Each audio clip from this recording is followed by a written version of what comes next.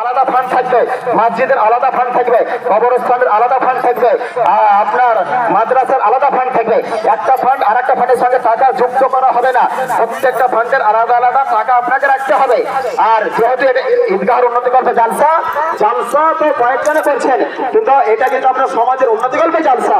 এরপরে যে জালসাগুলো হবে বা করবেন, এটা আপনাদের অনুরোধ যে এটা মসজিদের উন্নতি কল্পে জালসা করবেন, যাতে মসজিদে কাজে লাগানো যায়। বুঝতে পারলেন?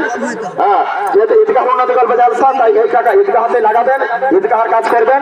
যতটুকু কাজ হবে এই কাজকে স্থগিত রাখা, পরবর্তীতে আমাদের যে স্টেপ হবে সেটা চাঁদা আদায়ের মাধ্যমে হোক বা জীবনে জালসার মাধ্যমে হোক, যেভাবে হোক আর্থিক সহযোগিতা করে মসজিদকে প্রতিষ্ঠিত করা, এটা আমাদের কাজ হবে।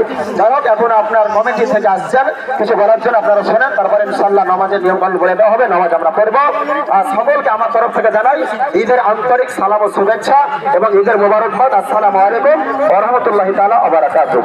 তার কারণ হচ্ছে আমার আল্লাহ পাক রব্বুল আলামিন আপনার ইরশাদ করেছেন, বলে শোনো হে বিশ্ববাসী, বলে শোনো, মসজিদকে সাজানোর জন্য, মসজিদকে করার জন্য, কোন ব্যক্তি যদি মসজিদকে সঠিক করার জন্য যারা উদ্যোগ নিয়ে, যারা কর্ণধার হয়ে, মসজিদের কমিটি হয়ে মসজিদকে সঠিকভাবে প্রতিষ্ঠিত করল, আজকে পৃথিবীতে মসজিদ একটা প্রতিষ্ঠিত করল।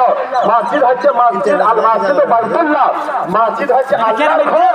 বলে শোনো হে বান্দারা, তোমরা পৃথিবীতে আমার ঘরকে সাজিয়েছো, আমার ঘরকে প্রতিষ্ঠিত করেছো, আমি আল্লাহ পাক রব্বুল আলামিন তোমাদের এই আমলটাকে পছন্দ করে করেছি, তোমাদের আমলটাকে আমি ভালো মনে করেছি। যারা যারা কর্ণধার হয়ে, যারা যারা প্রতিষ্ঠাতা হয়ে, যারা যারা কমিটি হয়ে মসজিদের উদ্যোগ নিয়েছো, যারা যারা মসজিদকে প্রতিষ্ঠিত করার জন্য দান ও খায়রাত করেছো, তাদের প্রত্যেকের জন্য মসজিদের বাউদৌলতে একটা করে সুন্দর করে জান্নাতের মধ্যে একটা করে ঘর আমি নির্মাণ করে দেবো। তোমরা পৃথিবীতে আমার ঘর সাজাও, পৃথিবীতে আমার ঘর নির্মাণ করো, আমি আল্লাহ তাআলা তোমাদের জন্য জান্নাতে ঘর নির্মাণ করবো। মুসলমান, তাহলে মসজিদের এত বড় ফজিলত রয়েছে, এত বড় বরকত রয়েছে। যারা উদ্যোগ নেবে এবং উদ্যোক্তার সঙ্গে সঙ্গে আমরা যারা তাদেরকে সহযোগিতা করবো, আল্লাহ তাআলা আপনার আমার সকলের জন্য মসজিদে যদি আমরা সঠিক একটা এলাকাতে বা পৃথিবীর কম করে যদি একটা মসজিদ নির্মাণ করতে পারি, আল্লাহ বলছে জান্নাতে সেই ব্যক্তির জন্য আপনার একটা সুন্দর ঘর তার থাকার জন্য নির্মাণ করা হয়। এত বড় ফজিলত রয়েছে মুসলমান।